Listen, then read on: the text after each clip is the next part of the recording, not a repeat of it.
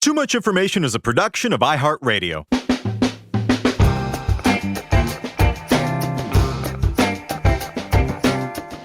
Hello, everyone, and welcome to Brendan Fraser Information. I mean, too much Fraser. I mean, Brendan much.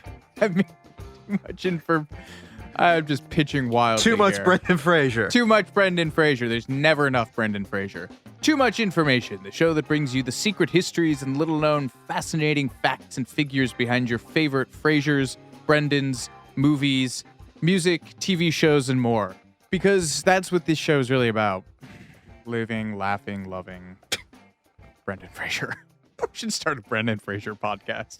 I mean, it would do really well these days. Probably, right? We're your two Brendan Frasers of Brendan facts. I had scare beetles of behind the Seatles first. That's not bad. We could work with that. Yeah. Can we A-B it? Can you cut two different versions of this and market test I'll it? check the traffic on both. Yeah. Yeah. We'll go with that.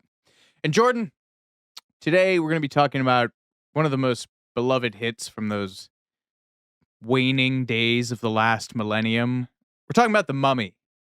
We're talking about 1999's The Mummy. Not to be confused with 2017's The Mummy or 1932's The Mummy or even 1959's The Mummy. That's right. We're talking about The Mummy parentheses 1999. Or as I like to call it, Mummy 99. Can we make that a thing? Mummy 99. Just riffing wildly here. You thought this was going to be a short one. You're recording this at 11 p.m. your time, and I'm just riffing into the wind.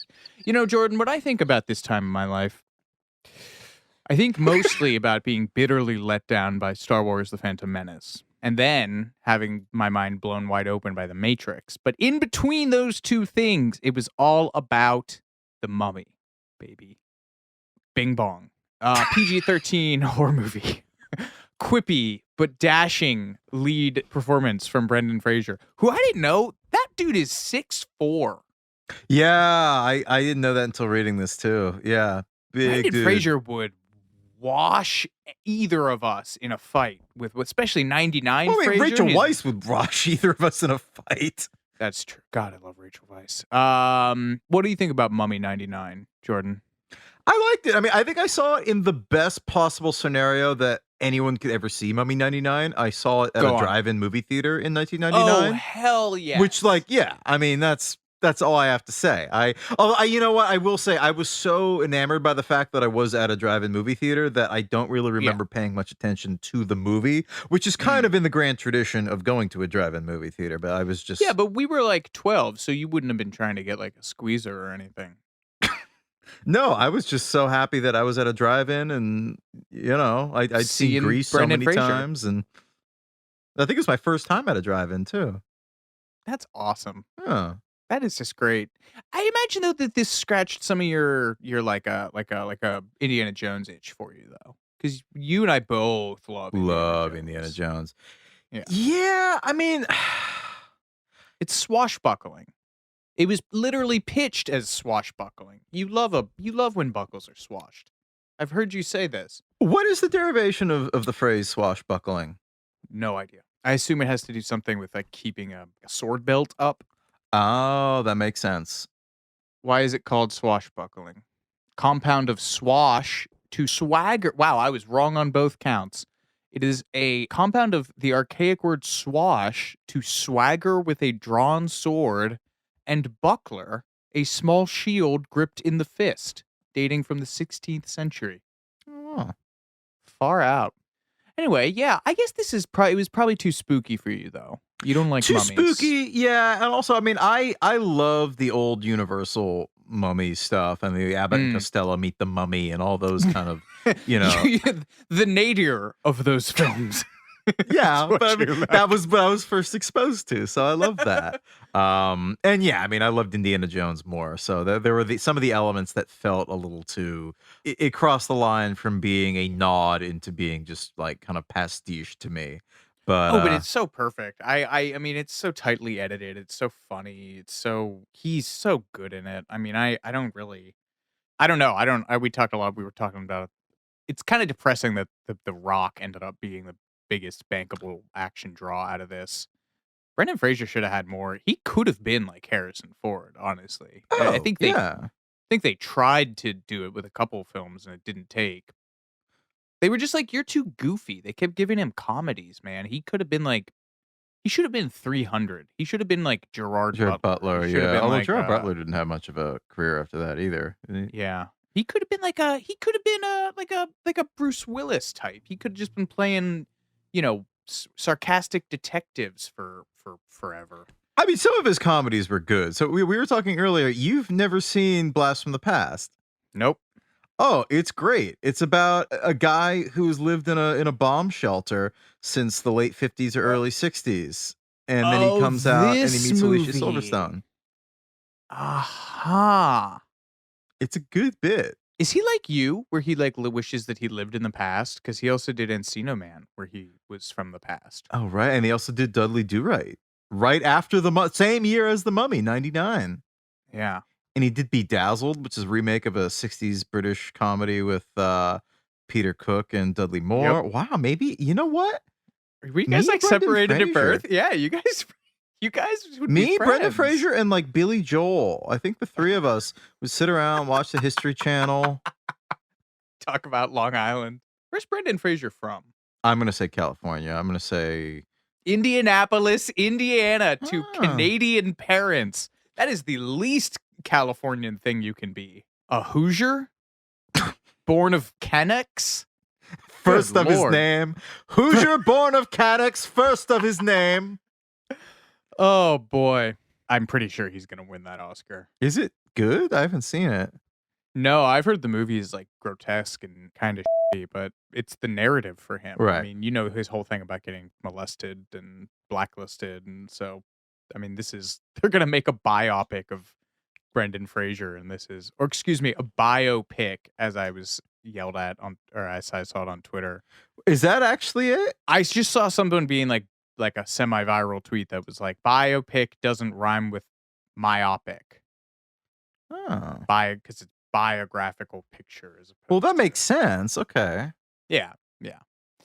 Anyway, in the Brendan Fraser biopic that's going to get made in 20 years, starring Austin Butler, The Mummy is surely going to be like a first, third high point.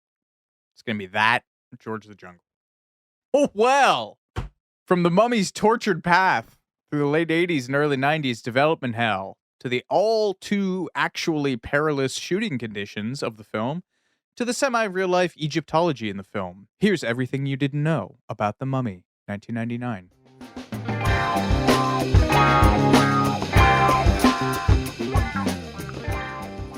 Wait till these people see how horny I am for Brendan Fraser. Actually, I think I'm hornier for...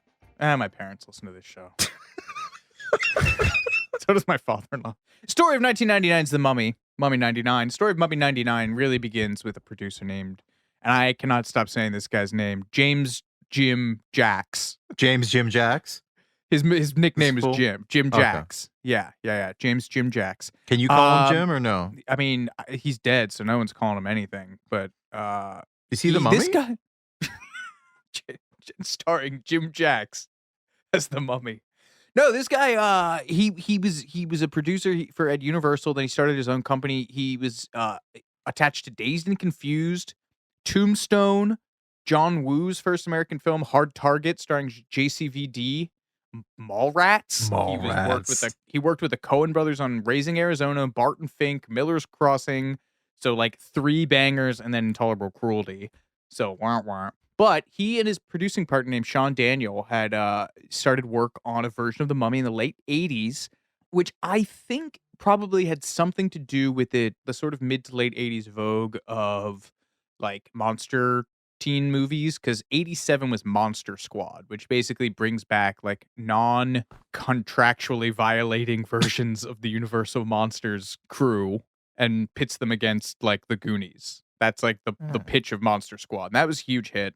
And Universal still had all the rights. So people started trying to develop The Mummy.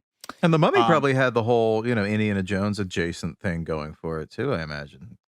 He is unraveled to death in the Monster Squad. That's how they're like fleeing from him in a car, and they snag one of his bandages, and he gets unraveled. It's like a to death. Scooby-Doo villain death. Oh yeah, it's terrible. It's terrible. That's the film where they blow up the Wolfman. It's. Have you never seen Monster Squad? Oh, Monster Squad's amazing. Yeah, they have there's this whole running gag about like, well, like you have to shoot a werewolf with a silver bullet, but would dynamite work? And it does. It's also probably more famously, it's the movie where they kick the Wolfman in the nuts and then say, "Wolfman's got nards." It's like the 80s, man. Anyway, based on the success of that cinematic classic, they probably wanted to get the Mummy. They were like, let's spin off this Mummy guy. He's got legs. This is wild to me. Another thing I didn't know this, other than the fact that Brendan Fraser was built like a brick house, was the fact that there were like everybody in Hollywood was attached to this thing. George Romero was originally of the Living Dead's To do the Mummy? Yes. Wow. To write and direct. Wow. Oh my God.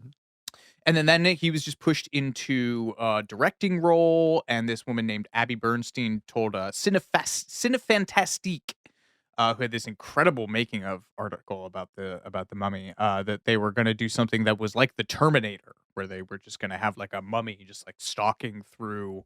At one point, it was set in Beverly Hills, but this thing. Everyone was attached to this. Romero left the project, and then the next two people that were brought on were Clive Barker, who had done the two Hellraisers and was about to do Candyman, and was like the hot big thing in horror of the mid to late 80s. And then Mick Garris, who is a guy, Stephen King pal, and very horror guy about town. This was 1990, 1991. They were brought on to do this. And I didn't realize this. The pitch for Hellraiser 3 was going to be, was basically, Clive Barker is really funny because he's been kind of kicked around by Hollywood. And so his sort of disgust for the whole place is very funny. So I guess what happened was he had written a treatment for Hellraiser, for the third Hellraiser movie, that was going to be essentially the first Cenobite, like the Pinhead, the first demon that's in the Hellraiser universe, was going to have been a pharaoh. And then that didn't get made, so he was like, so now it's a mummy movie. And then took that to Universal. And I think they were going to make it, I was reading a little bit about this draft. It was just very outre and very weird. And Universal was literally like, this is too weird to us. Like, we're not going to make this. And so then it went to a screenwriter named Alan Ormsby, and Joe Dante, who had done Gremlins and was going to do Gremlins 2, and has a very deep love of this whole era of 50s kind of monster making stuff, because then he went on to do Matinee. Have you ever seen Matinee? No. That is a William, it's like a send-up, it's starring John Goodman. It's like a send-up of like William Castle style, homegrown kind of budget DIY horror stuff. Anyway, then it was kicked back to George Romero, and then Mick Garris again in 1994. So if you're keeping track, that's like 5 different iconic horror directors who were all attached to this thing in like 3 years. Joe Dante's version had Daniel Day-Lewis attached to star.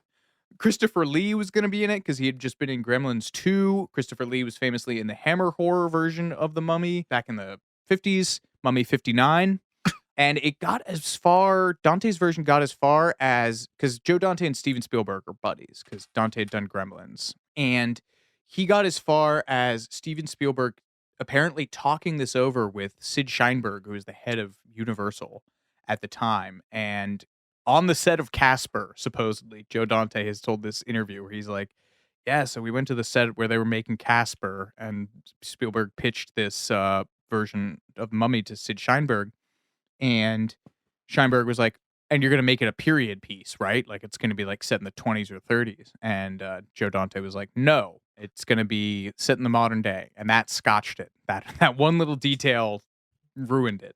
So by 1995, Mick Garris has a version that he said was virtually greenlit. And then Universal MCA was sold to Seagram's, and Sid Sheinberg departed. Part of his exit deal was that he could pick whatever project in the works at Universal to take with him. And he picked The Mummy, the version that was in the works currently. And he overdeveloped it to hear Mick Garris tell it, what happened was he was going to attract a much higher name writer, and then he was going to attract a bigger cast. And then this basically just kept driving the budget up, and it just died in development hell. Even Nightmare on Elm Street creator Wes Craven was hauled in and offered this thing at one point. It still didn't happen. And then the next draft of this, because you can trace these back through the Writers Guild, which is not a thing that I knew. You can trace the development of movies back through stuff that gets registered with the Writers Guild. The next one was in 1996, the writer named Kevin Jarre, who wrote Tombstone and Glory. And it is about this time that the film's actual and eventual director, Stephen Sommers, gets involved. I'd always wanted to do a version of The Mummy, he said to Entertainment Weekly in 2019. When I was 8 years old, I saw the old Boris Karloff one. It took me to ancient Egypt and Cairo of the 20s and 30s and scared the crap out of me. The film's producers, Sean Daniel and Jim Jacks, had been developing it for 9 years. I was just finishing Deep Rising, and I'd heard they'd parted ways with another writer-director.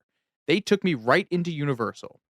One of the first things I said was, nobody wants to see a guy wrapped in bandages. They're going to laugh at it. I walked out, and Jim was like, the studio wants to do it for $15 million. I said, I'm going to need that for visual effects alone. The chutzpah on this Stephen Sommers guy is incredible. That movie Deep Rising is like a sea monster picture. I don't think did super well. Starring Treat Williams. Anybody? Star of the movie version of Hair, the Broadway musical Hair. It gets worse.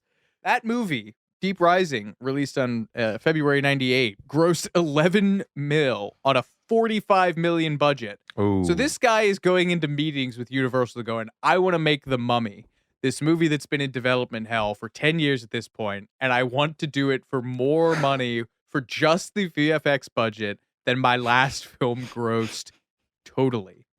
One thing that actually helped him making this case, 1998's Babe, Pig in the City. Not a sentence I ever thought I was going to say. 90 million budget, grossed 69 million. So a flop. And the studio and its new leadership needed a hit. And new chairwoman Stacy Snyder sent out a list of scripts and properties that Universal owned, and Sommers jumped on it. And Jim Jacks told the LA Times at the time that his vision for The Mummy was, quote, the most expensive version we'd had. It was also the biggest. It was a period piece, and so everyone lined up on this, and Sommers took an 18-page pitch to the studio. They gave him $80 million to make this. He spent 6 months researching it, 8 weeks writing the screenplay. Production designer Alan Cameron, who worked with Sommers on The Jungle Book, the live-action Jungle Book in 1994. Remember that movie? I have no memory of that whatsoever. This was a big era for live-action Disney movies, though. Wasn't the live-action 101 Dalmatians like 96? Yes, it was. Production designer Alan Cameron, who worked with Sommers on The Jungle Book in 1994, went to the British Museum, where he spent hours researching Egyptology. He turned a book commissioned by Napoleon Bonaparte. When Napoleon invaded Egypt, he commissioned a book that included etchings, drawings, and catalogings of everything that the French found in the tombs they raided, and that became the film's production Bible. They initially wanted to shoot it in Arizona and California, all the usual, probably out in Utah, all the places that usually stand in for the desert when they're shooting in the States. But they decided to shoot in Morocco, in Marrakesh, and out in the desert. And a place called Erfoud, and then 8 weeks at Shepperton Studios in England. And there's some interesting real-life nods to this era of Egyptology in this film. I didn't know this, but if you're in the scene when Evie's in the library, if you zoom in really, really closely on the binders that are on those shelves, they contain the real-life seal of the Egypt Exploration Society. He spent 6 months researching this. He got those details right. Yeah. And the book that Evie is reading on the boat in that scene when the boat is attacked and they all have to jump off is called The Dwellers on the Nile by a guy named E.A. Wallace Budge. Published in 1885. It's been since discredited, but it would have been an appropriate thing for a budding Egyptologist to be reading in the 20s. So some nice little. Oh, here's a fun side note that I didn't think to bring this up before. You know, Bram Stoker also wrote a famous novel about mummies. Bram Stoker wrote Dracula. of the Dracula of the Dracula. Yes, he he wrote a novel called "The Jewel of Seven Stars" that features a mummified Egyptian queen. So you have Bram Stoker batting 2,000% for creating universal monsters. Did they base any of the Mummy properties on that book or no? Nope.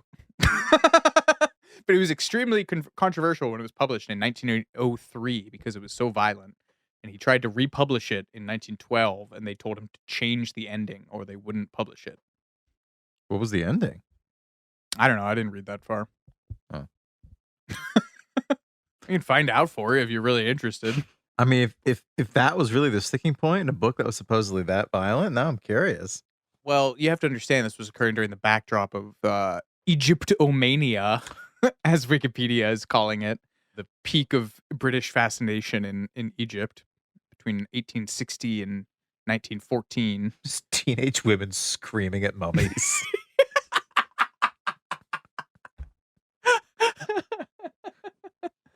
Oh, that's really funny. Something, just a bunch of people dying, I guess. They didn't like that. Yeah, it just says in the second version, no one is harmed. So they were basically just like, yeah, you can't have. Wow, this book sounds insane. There's a mummified cat. There's a theory that the ancient Egyptians had discovered radium, the invention of Wow. electricity. Yeah, sort of a cherry to the gods thing. Egyptomania, Bram Stoker, 1903. Jordan, bring us back to whatever the hell we were talking about before. Come on down. Casting. Mummy 99 casting. Supposedly the lead role of Rick O'Connell was offered to, of course, Tom Cruise. I feel like every action movie in the 90s had Tom Cruise in the running at some point. But he was busy filming Eyes Wide Shut, notably not an action movie. Well, there's action in it, but not that kind of action. Brad Pitt, thank you. Brad Pitt was considered, as was Matt Damon. Ben Affleck? I can't see Ben Affleck. He would have been coming off Armageddon. Well, yeah, I guess. All right. And Phantoms. And I can't he's imagine the bomb the in lead guy Phantoms. being brunette. Honestly, that's like kind of the big thing. I don't, like in the desert, you got to have the sandy blonde. You got to have the Brendan Fraser. I'm taking that out of context. Next time I need to cancel you. I just can't imagine the lead guy being a brunette. I don't know. And Leonardo DiCaprio, although he would have been too small, I feel like. I mean, you get Brendan Fraser's 6'4". I wasn't actually able to. This is like one of those things that's on like IMDb and everywhere. That, like yeah. Leonardo DiCaprio desperately wanted to be in The Mummy. Really? And even tried to. Suppose the thing that I kept reading was that he tried to like weasel out of filming The Beach so that he could film The Mummy. But I wasn't able to actually find that and like verify that from any primary source stuff. So if anyone out there has a line on Leo, and if you or a 23-year-old that you know is currently dating Leonardo DiCaprio, tweet at Jordan and I using the hashtag Mummy99 and we'll Venmo you $5. I mean, it seems like he wouldn't want to do this for the same reason he didn't want to do Titanic initially, whereas it's just like a one-dimensional, cardboard hunky character. Maybe he just loves mummies, man. Oh, yeah, maybe. Or maybe he knew it was just going to be physically grueling being out in the desert, and that's kind of his thing. It's like, all right, well, if the character's lame, can I at least suffer physically for it? And then... Okay. That's true. Yeah. Although Brendan has him beat because he died. Right, that's true. We'll get to that later. Director Stephen Sommers told I can never say this, Cinefantastique. That is quite a name. For their incredible article about the making of Mummy 99. Pretty early on, I wrote the lead guy as a macho action hero because he was involved with a lot of physical conflict and I wanted him to be able to respond. But I also wanted the story to have an element of humor and fun. At 6'4" and close to 200 pounds, solid rock, Brendan Fraser was a big, strong guy who could throw a punch and shoot a gun, and he could also make you laugh and laugh at himself. He has that kind of charm. Stephen Sommers continued to Entertainment Weekly. My editor and producing partner, as soon as he read the script, he said, "This is Brendan Fraser."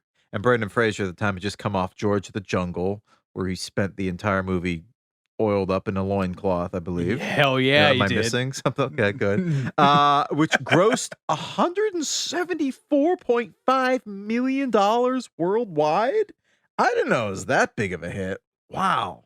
Brendan Fraser was a little more muted about his first impressions to The Mummy. He told Entertainment Weekly simply, "I liked the script very much."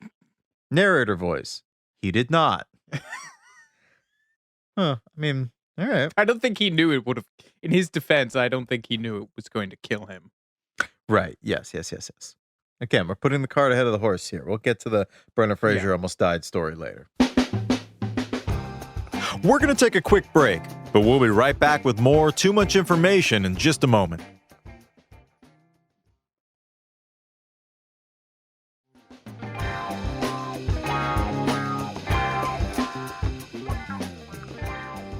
For the role of Evie Carnahan, Stephen Sommers told Entertainment Weekly, the studio started throwing up all these American actresses. Nobody knew who Rachel Weisz was. She auditioned 4 or 5 times. And the character, Evie Carnahan, was named in honor of the explorer Evelyn Carnarvon. Carnarvon? Carnarvon? Well, I know this because he's the daughter of George Herbert, who's the 5th Earl of Carnarvon, who I know as the guy who bankrolled the discovery of King Tut's tomb. Yeah. And he notably died soon after. He was supposed to be one of the first victims of the supposed King Tut's curse when he got bitten by a mosquito and then cut the bite when he was shaving and it became infected, and he died fairly soon after the discovery of the tomb, I think. It's a real freaky way to die. So anyway, that's how the female lead in The Mummy got her name, Evie Carnahan. Rachel Weisz wasn't as well known as Brendan Fraser, or even the rest of the cast for that matter, but she would return for The Mummy Returns, but not the third one, I guess. Mummy Returns kind of slaps. It's got a dirigible. Yeah, and it has The Rock. And it has The Rock, you know. Now I'm getting my mummies confused. Was The Rock not in the first one? No. Okay. No, he's the Scorpion King, who is later yes, earns his own film. He is the titular Scorpion King. Apparently, he filmed everything from Mummy Returns in a day because he had like horrific food poisoning. So he was like sweating and pooping and puking in like 130-degree heat. And Stephen Sommers had him for a day. He was like, he'd be under this blanket, and then we'd be like, call.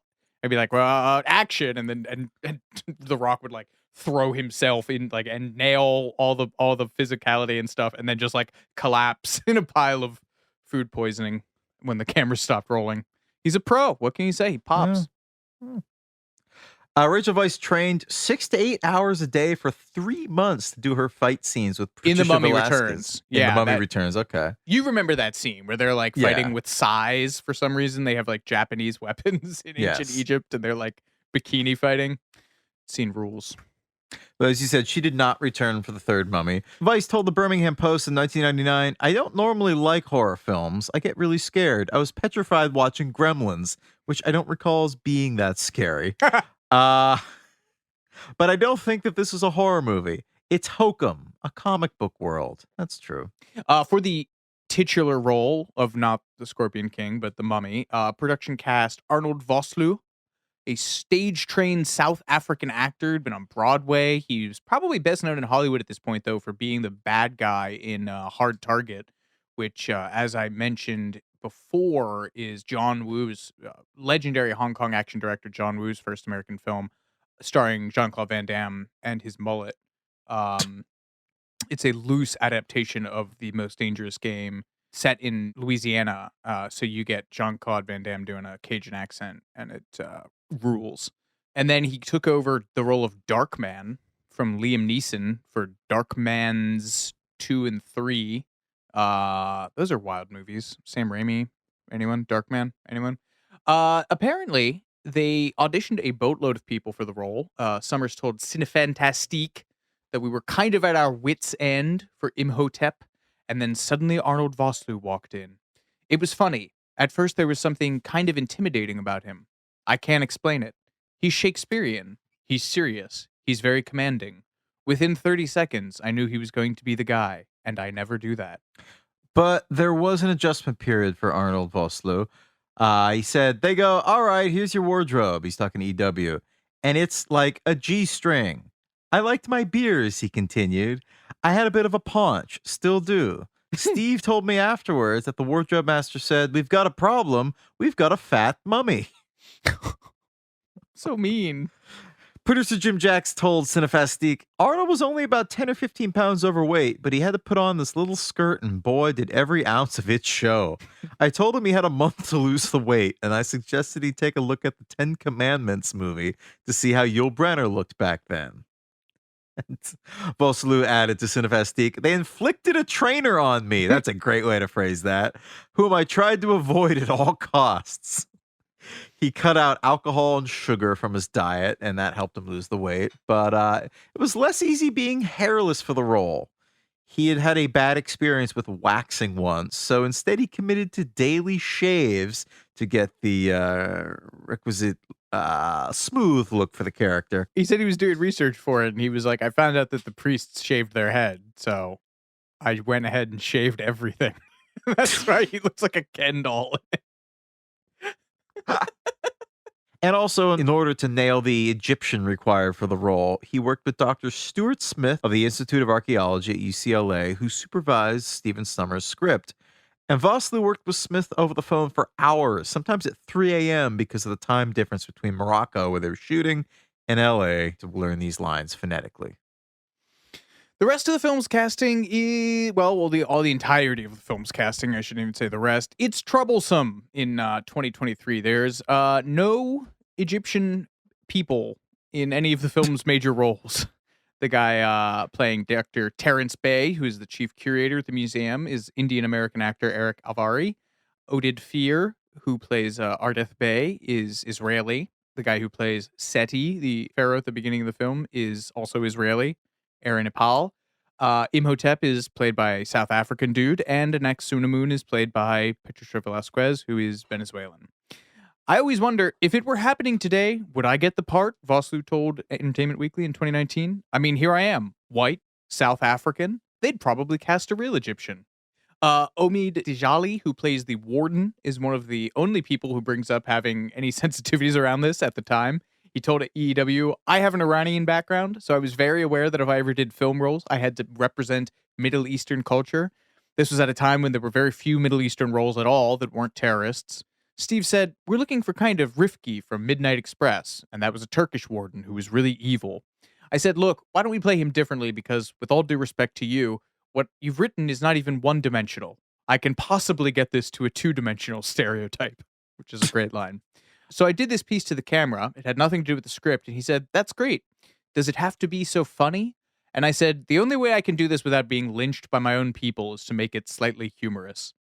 Not a lot of reviews pointed this out at the time. Siskel and Ebert had a guest reviewer named David Anson on the show who said the Arab bashing of this movie is, quote, kind of unforgivable, adding that it was evidence of the kind of condescension and contempt that Hollywood would not dare with any other group, though Siskel and Ebert ultimately both gave it thumbs up. In his New Yorker review, Anthony Lane claimed that he could scarcely believe what he was seeing, suggesting a party game for Hollywood producers that reads, try replacing one Semitic group with another, Jews instead of Arabs, and then listen for the laugh. Okay, bud. Former Associated Press writer Michael Hoffman called it a racist masterpiece and a consummate example of bigotry that depicts Arab characters as either filthy, greedy, slimy pigs or mindless, murderous zombies.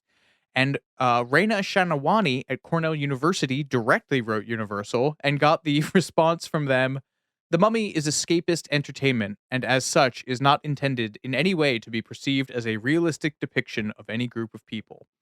Or as I like to call it, the Aladdin excuse. Yeah. Oy. You think they would have learned their lesson from the backlash from Aladdin? Do you? Would you? The real monster of this story, though, was shooting on location. At the time that The Mummy was being produced, Egypt's political... The real monster was us in the sun. Shooting in Cairo at the time would have been, A, difficult because the city is modern. It had been modernized and didn't have the requisite looks. And also it was because of the political instability in Egypt at the time, it would have not made sense for them to shoot it there. And so they shot the city scenes in Marrakesh, which was easier for them to kind of fake being in the 20s, although they did have to rip down a bunch of streetlights and power poles and stuff. And then also in the Sahara Desert, where the set of Hymenoptera was built in a dormant volcano. Uh, on the film's production blog on the official site, Summers said, "A city hidden in the crater of an extinct volcano made perfect sense. Out in the middle of the desert, you would never see it. You would never even think of entering the crater unless you knew it was inside that volcano." They built the Hymenoptera set out there over the course of 16 weeks, which included columns that were rigged to collapse at the climactic moment. But as if building all of this wasn't enough, they also had to house and feed a cast and crew of over 800 people, including 200 Tuareg horse riders. And this is outside of the tiny village of Erfoud, which was like not even a tourist destination at the time. Fortunately, they had an expert in the form of co-producer Patricia Carr, who had extensive remote location shooting. She had done work on Return of the Jedi, which wasn't the Star Wars. They were filmed in Tunisia, I want to say. Tunisia, yeah. Raiders of the Lost Ark, Temple of Doom. She said, "We had to do a great amount of work in a relatively small amount of time. But after meeting with local city officials, we were able to get medical cover in place, as well as arrange all the catering and transportation and have everything completed in record time." Summers told EW, "It was a British crew, and I was this young American, and everyone was like, 'Who is this guy?' And not in a good way." "I told everybody, we have a 6-week shoot in Morocco. They looked at the pages. Cinematographer Adrian Biddle, the camera crew, and the grips. I think they thought, there's no way in hell we're getting out of here in 6 weeks." The temperature during the hottest part in the day went up to 130 degrees, and the local flora and fauna made shooting an absolute nightmare. Josh Hanna, who played Evie's brother in the movie, said the biggest challenge was maintaining the energy level right up to the start of the scene. It was really hot out there, and the snakes and scorpions and the spiders made it difficult to keep focus and your enthusiasm. And Brendan Fraser told EW, "We got a lot of B12 shots in the ass. Whether we wanted them or not." Ooh, I don't, oh. Being involuntarily given a B12 shot. They just sneak up behind you and they're like, "Ah!" Yeah. And I guess production created a special beverage that everyone drank every 2 hours to battle the dehydration. The crew would often begin their days shooting in the desert at 2:30 in the morning to get the first rays of the morning light, and they'd work until midday when it became too hot, and not to mention, the sun making it way too blinding to shoot, before picking back up again in the evening. When did these guys sleep? When it cooled down enough. They sent out a memo. Brendan Fraser has this great line to the EW. They sent out a memo describing a type of snake. And fun fact, if you're ever shooting a movie and you get a memo about the type of snake. Maybe it's not your kind of movie. Yeah. "I think it had yellow dots on it," he continued. "They said, if you see this kind of snake, do not go near it, because if it bites you, at best, they'll amputate your limb." Anyway, there I was, pissing down a rock, and I looked down, and there's the yellow dot snake. I was like, I just ran for it. I don't like to hear how miserable Brendan Fraser was during the production of this movie. The number of times he almost died. Yeah. But worth it? Yeah. Yeah. Rachel Weisz told the Birmingham Post quite a few people were airlifted out after they'd been bitten by scorpions. They used to have a scorpion wrangler who would collect them in empty Evian bottles and then shake them in front of your face going, "Look what we found." Fortunately, she explained, there was the scene in which a rat runs over her while she's tied to an altar. The rat was a professional actor rat. No? Professional actor rat. They have them. They're SAG. Yeah. Not a wild rat. And that scene apparently took 9 days to film because of the amount of effects in it, which meant Rachel Weisz was strapped to that altar for a long time. Let's put it that way. The scarab beetles that keep popping up are actually a composite of several real insects. But the sound, though, it's just a rain stick, which is very funny. Charmingly low tech. Kindergarten music class of them, yes. They use rubber ones as stand-ins on the set, though, thankfully, and not real live insects. There's this amazing behind the scenes thing where they show how they did the the shot of when they mummify Imhotep at the beginning and they pour all the scarabs into his coffin, and before they're showing how they composited it, right, where they have like first like him and then a CG version of him that's being layered by computers, and in the bare bones version, they just dump this thing, like the big thing out over him, and it's just like 3 or 4 rubber bugs fall out. It's so underwhelming, but he's still like squirming around in the mummy wrappings, like his eyes wide with terror. They actually wrapped him up in that.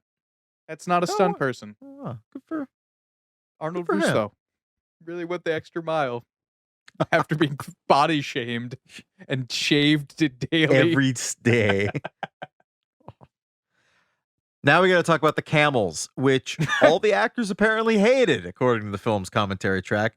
Kevin J. O'Connor, who plays Benny, said that his camel took a special disliking to him. And O'Connor, who'd worked with Stephen Sommers on Deep Impact, is really one of the film's MVPs. He ad-libbed multiple lines, including the "I love the whole wall of sand" trick. You have to do it in his weird voice. He did. Oh, you got to do it. You do it. I love the whole wall of sand trick. That's good. Do the other ones. But he's like, when Rick's beating up my little buddy Benny.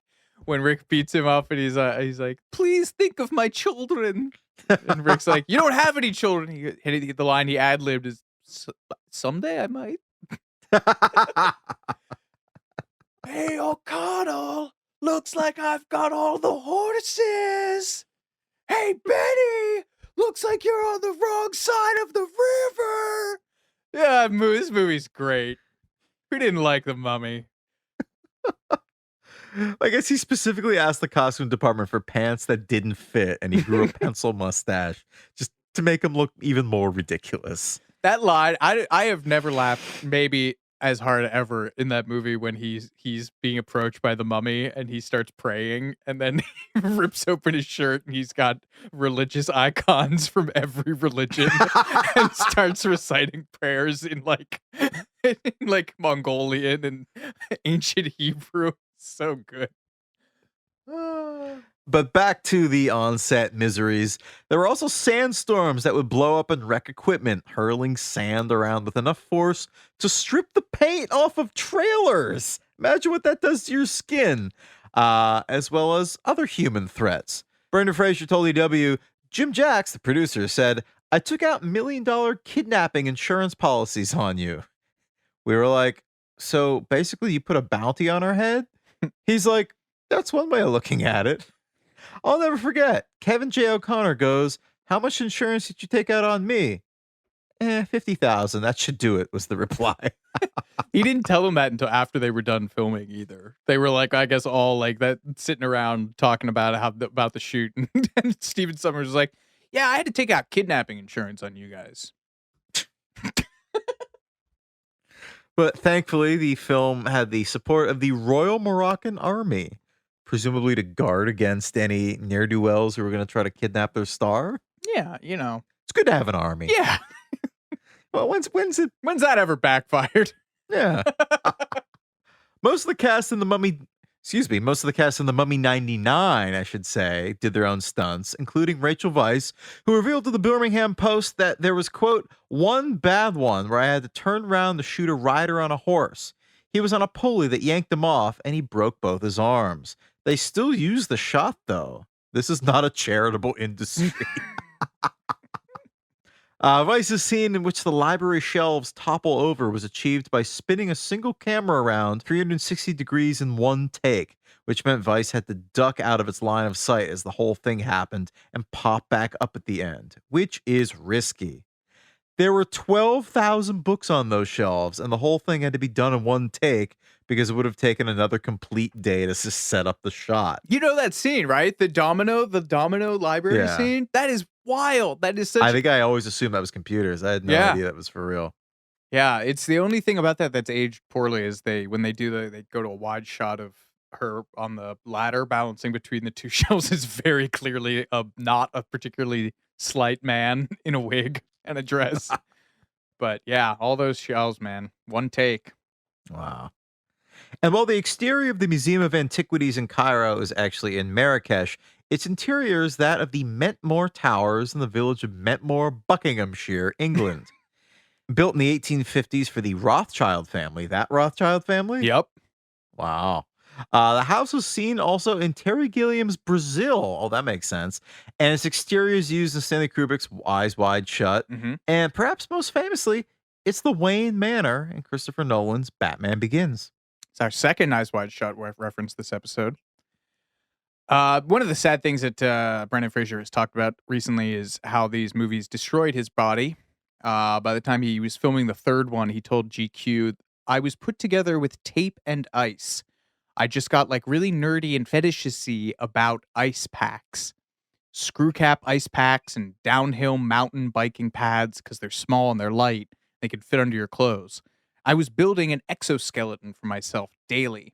He needed back surgery twice. He had a laminectomy, which didn't fix his lumbar spine, so he had to have it again. He needed a partial knee replacement. He had to have spinal pads fused together. And he needed to have his vocal cords repaired, which I don't even know how you do that. I guess just yelling.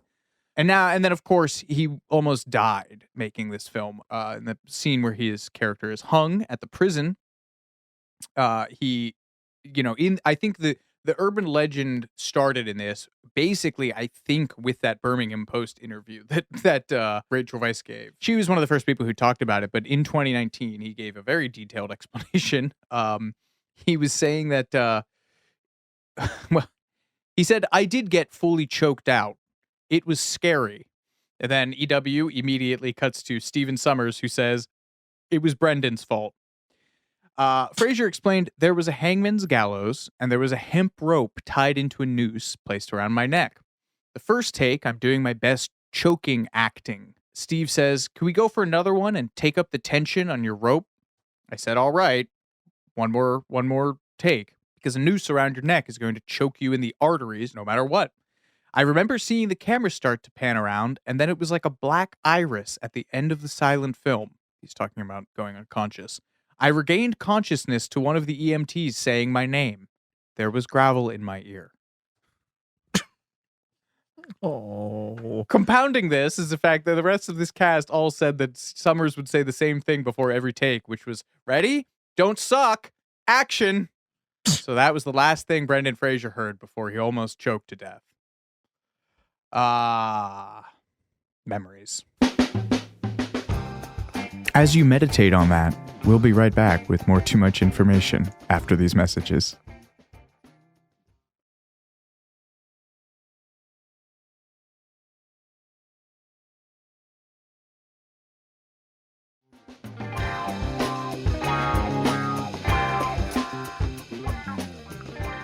Production picked up at Shepperton Studios in England for the interiors, with some exteriors shot out and about in the UK. For example, the scene that is supposed to take place on the Nile was actually the Thames.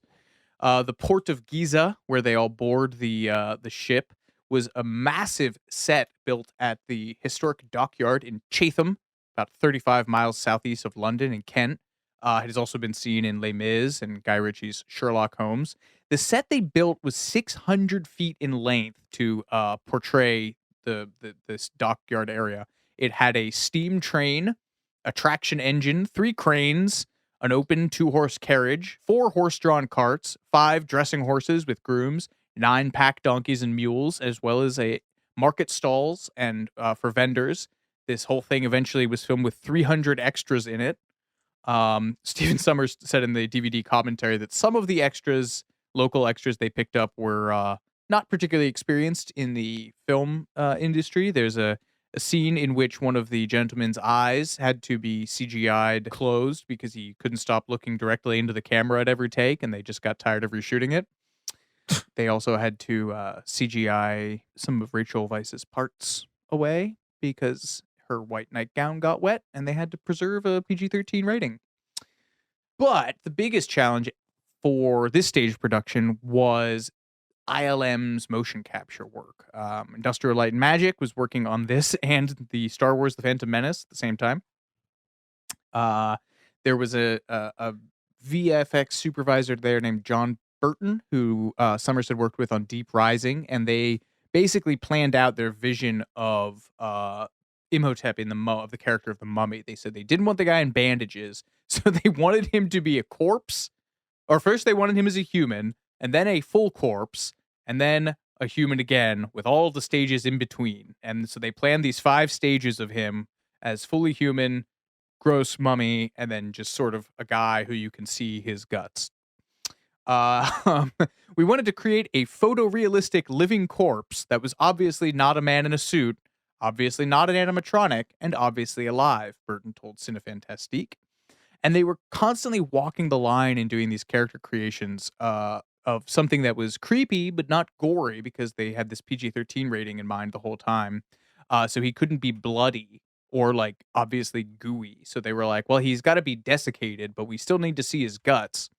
And this concept would be fleshed out, pun intended, by Burton, along with a team of nearly 100 artists. Took them 5 months of research and development, 2 months of shooting, and then 10 months of post-production VFX work.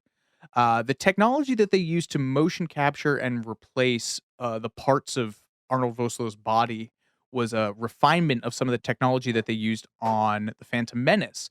But on that film, they were using it to replace a character's entire head. I'm pretty sure it was Jar Jar, not just portions of their face. So what they basically had to do was create prosthetics for him that would motion capture parts of his face, but they had to be applicable as makeup and let him act through it. So they had to create like these LED motion capture things, but still, and all that technology, but it had to be like 2 millimeters thick. Arnold Vosloo, his entire body, I believe probably hairless at this point, was laser scanned. And then they also had to do the classic plaster cast thing to get his torso and head captured.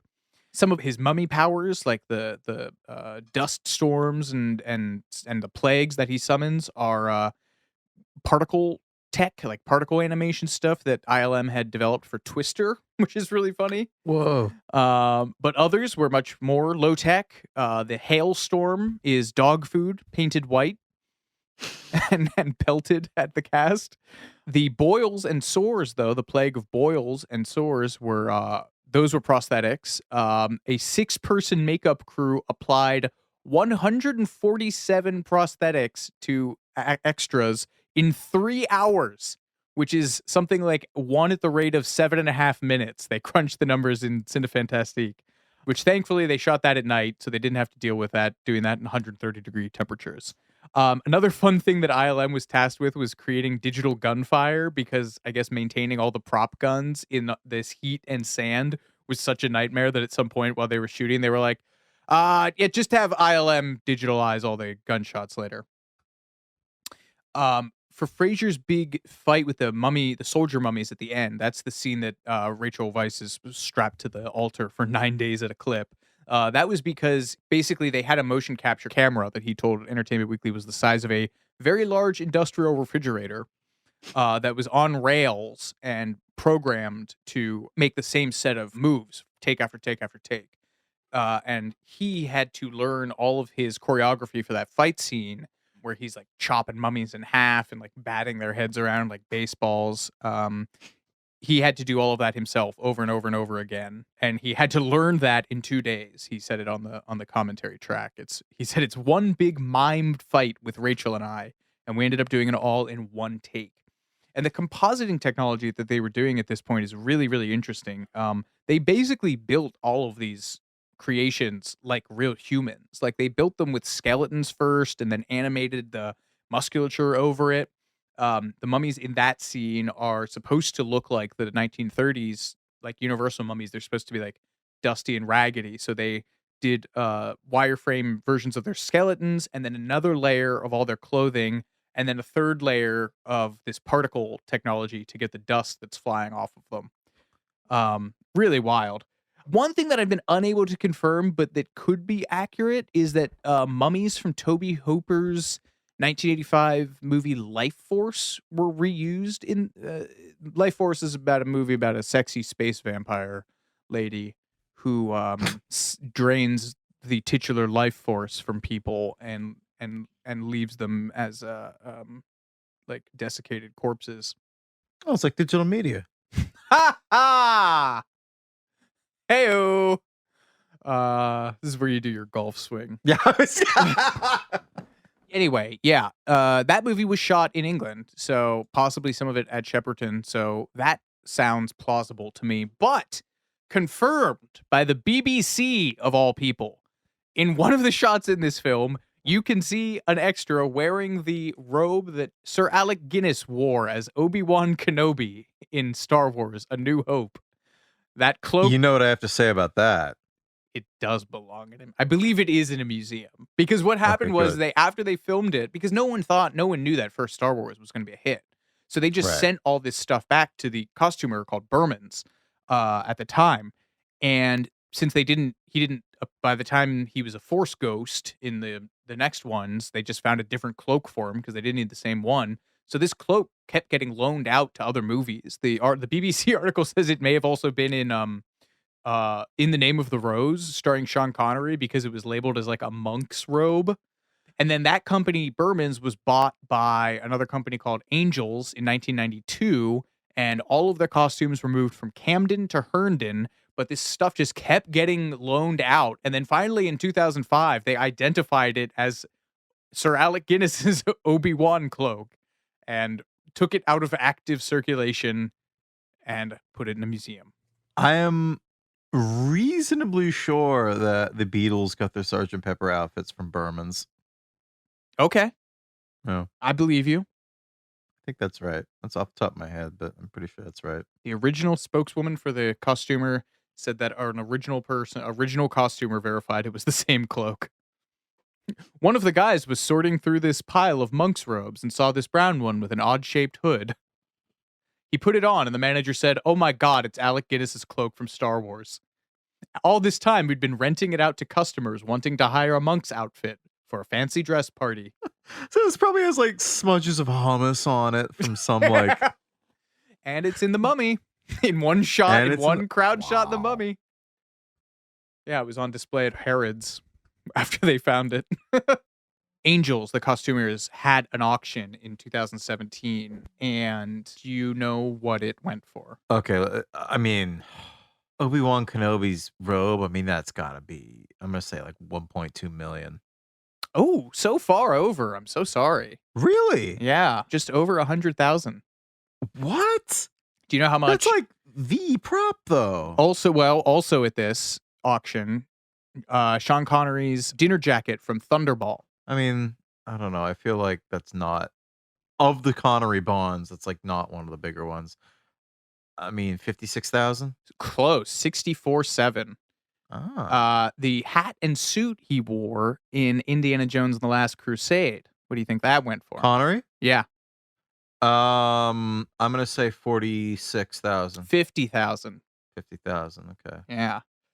In 2006, what do you think the Givenchy dress worn by Audrey Hepburn in Breakfast at Tiffany's went for? Oh, in the opening scene when she's eating the Danish in front of Tiffany's.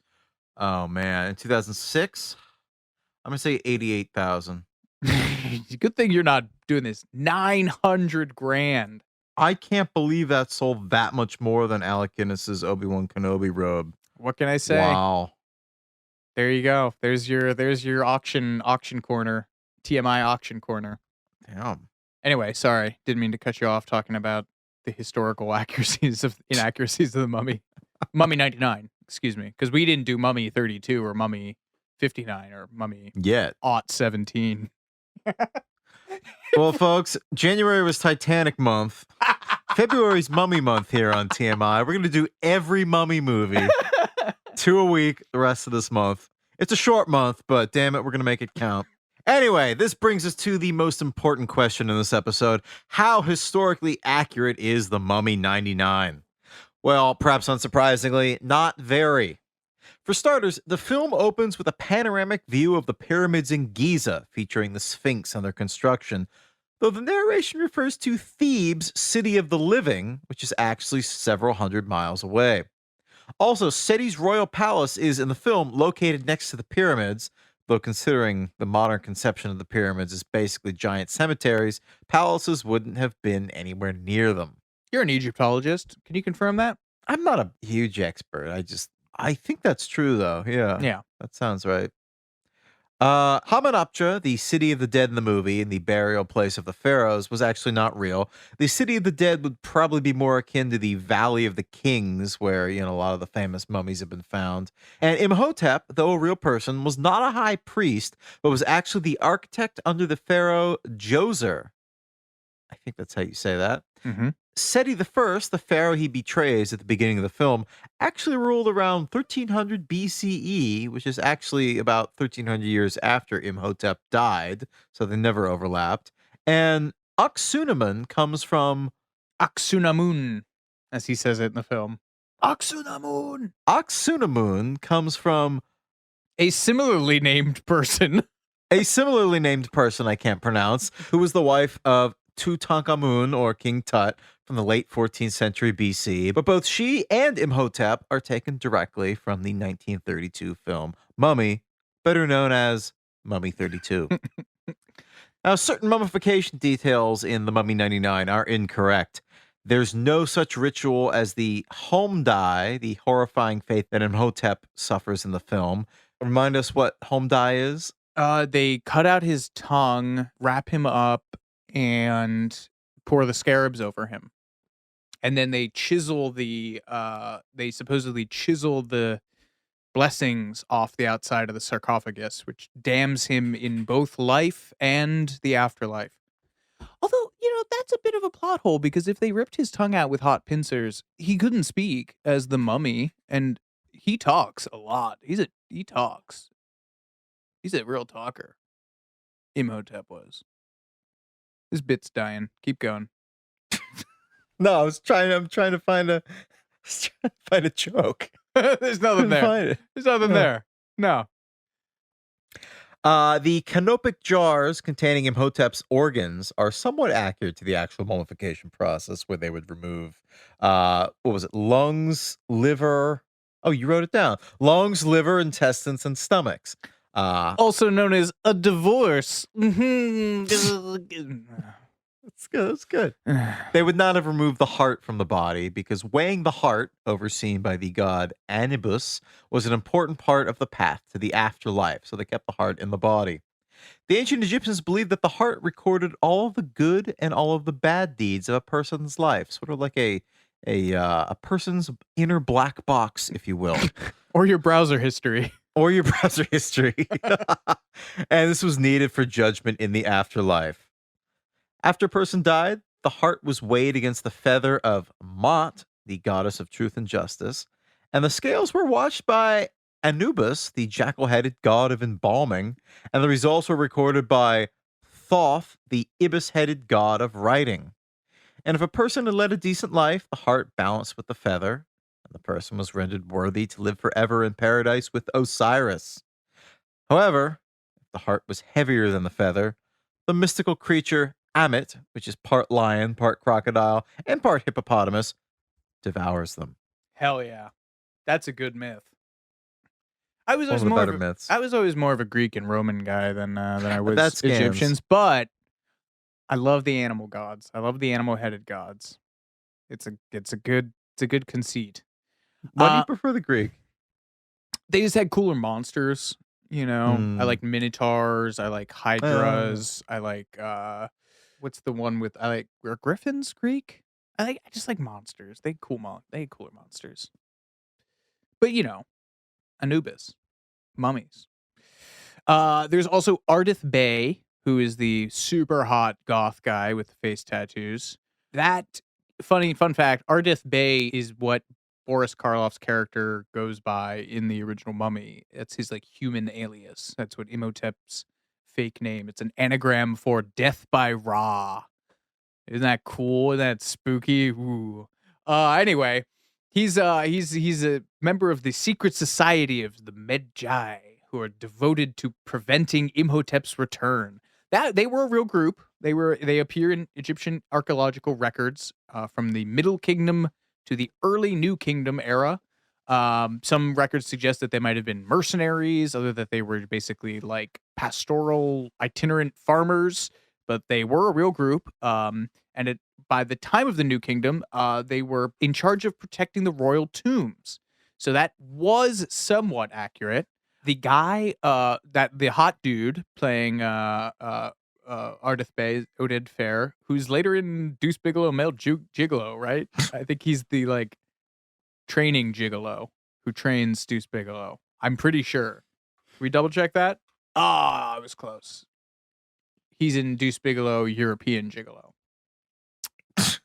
Second one. You Scored by really got to get your Deuce Bigelows right. We pride ourselves on accuracy on this show, and if you can't get your Deuce Bigelows right, you lose the trust of the audience. So that the forehead tattoo that he has is actually Egyptian characters that transliterate to Imhotep, the letters of his name, and across his cheek is a word that's ma'at, which translates to like truth or justice or something.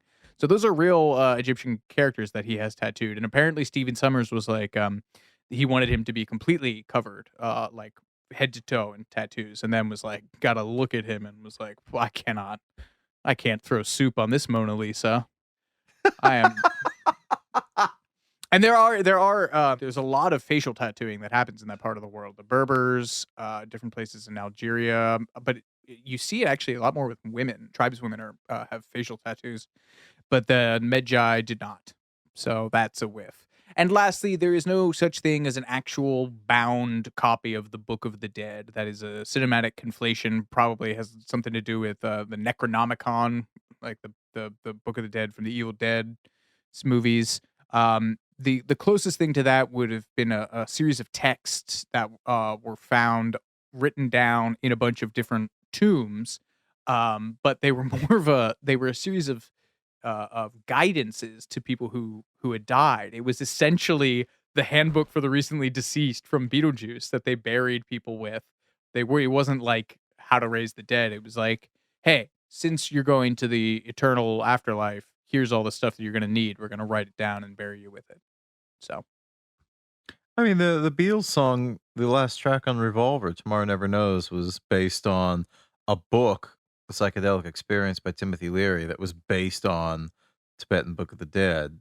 Turn off your mind, relax, and float downstream. It's kind of traces its origins back roughly to this type of thing. Yeah, it's Buddhist versus, different, but sure. Wedge the Beatles in there. Yeah, I need that. Yeah. Let me have this. Sorry, I'm so mean to you.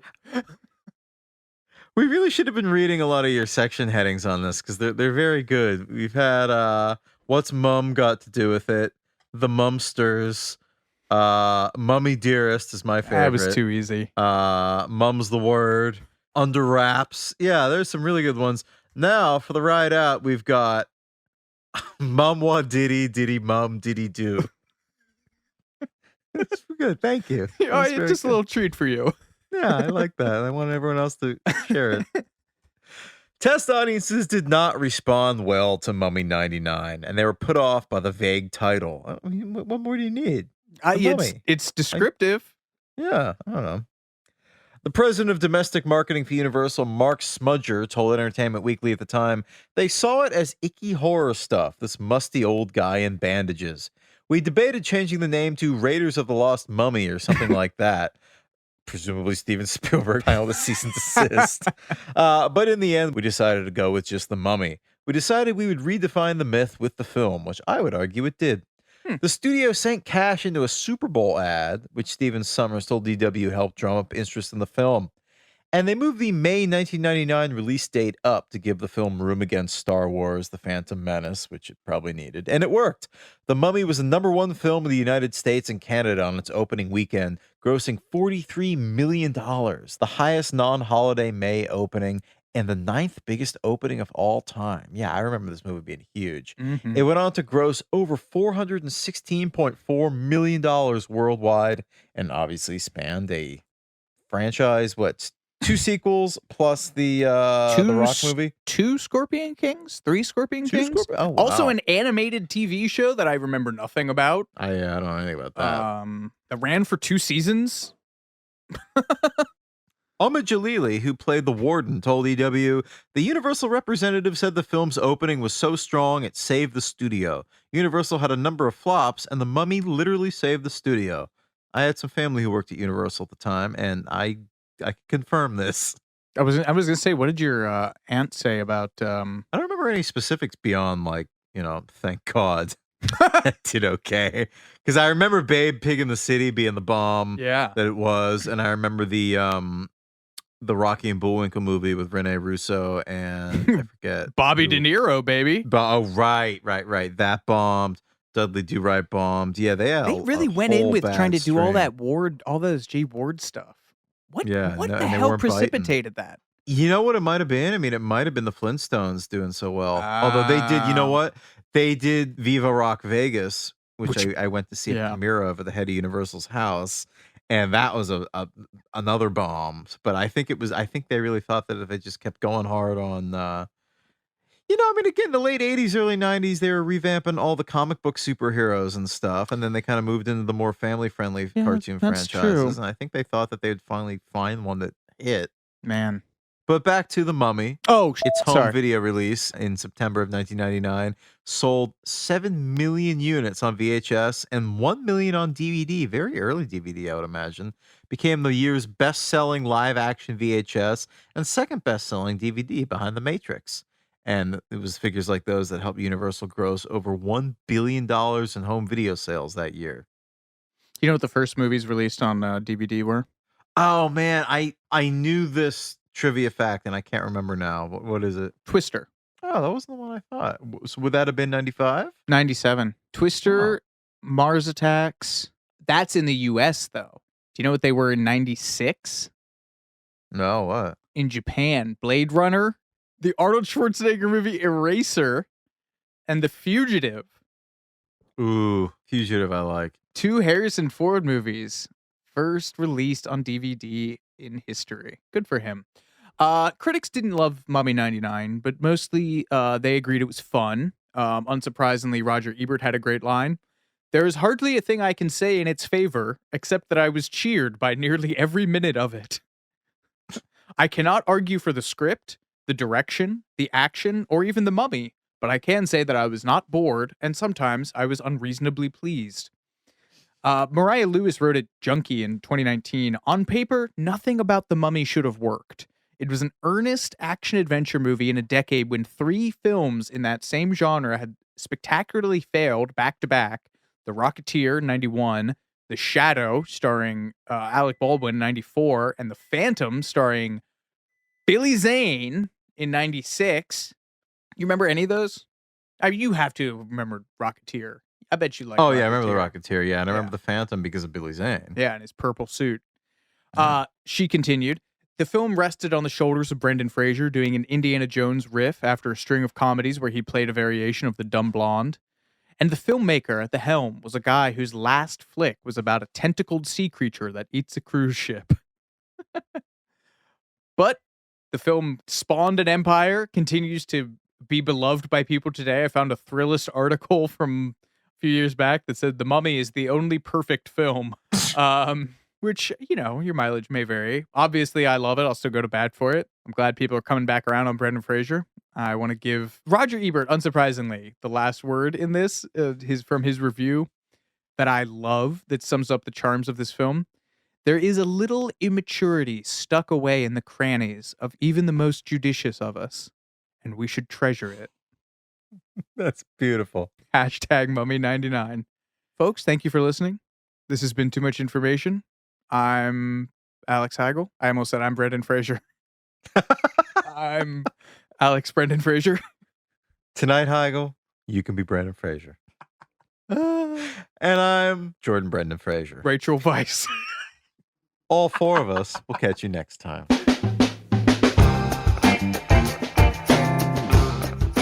Too Much Information was a production of iHeartRadio. The show's executive producers are Noel Brown and Jordan Runtagh. The show's supervising producer is Michael Alder June. The show was researched, written, and hosted by Jordan Runtagh and Alex Heigl, with original music by Seth Applebaum and the Ghost Funk Orchestra.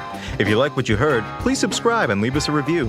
For more podcasts on iHeartRadio, visit the iHeartRadio app, Apple Podcasts, or wherever you listen to your favorite shows.